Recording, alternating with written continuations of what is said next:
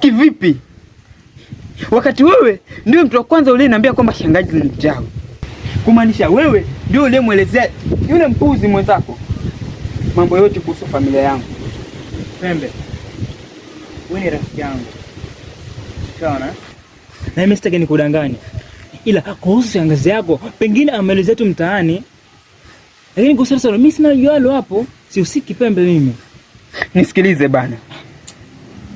Kwa sasa sina muda tena kupoteza hapa kwako. Na sina muda wa kusikiza hizo ngojera zako. Cha msingi na cha muhimu, mfuate yule mjinga mwenzako. Mwambie kwamba bwana, siri ishagundulika na mwenyewe anadai hela yake. Kisha baada ya hapo, urafiki wetu mimi na wewe utabakia kuwa kumbukumbu tu. Atakuwa mambo na nani yote haya?